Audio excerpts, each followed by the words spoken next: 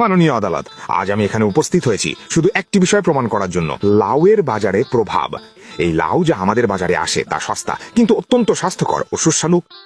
প্রথম দিকে মনে হতে পারে এটা সবাইকে সাহায্য করছে, কিন্তু বাস্তবে ঘটে তার বিপরীত। লাউ যখন বাজারে আসে তখন অন্য সবজি বিক্রি হয় না। গাজর, আলু, শসা, রসুন সবই বঁচে যায়, আর সেই ক্ষতির বোঝা পড়ে বাজারের বাকি সবজিগুলির উপর।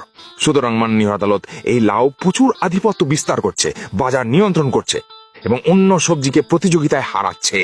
এটি শুধু বাজারের ভারসাম্য নষ্ট করছে না, বরং অন্যান্য সবজির অর্থনৈতিক ও জৈবিক ক্ষতিও করছে।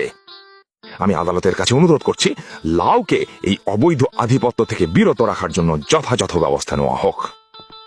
অবজেকশন ইউর অনার, আমার মক্কেলকে দোষারোপ করা সম্পূর্ণ অযৌক্তিক। বাজারে অন্য সবজি পচে যাওয়া বা বিক্রি না হওয়ার জন্য লাউকে দোষ দেওয়া সাব্যস্ত নয়। উপরন্তু এই লাউটি অনেক প্রাচীন এবং মানুষের প্রিয় খাদ্য।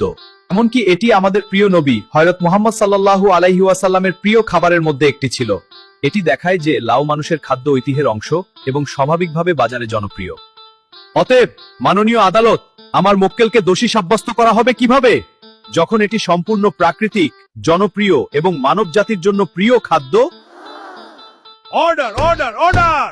উভয় পক্ষের বক্তব্য শোনার পর আদালত একটি বিষয় স্পষ্টভাবে বুঝেছে যে বাজারে জনপ্রিয় হওয়া অপরাধ নয়। অন্য সবজি পচে যাওয়ার দায় লাউয়ের উপর চাপানো যায় না। অভিযোগ প্রমাণে ব্যর্থ, লাউ নির্দোষ।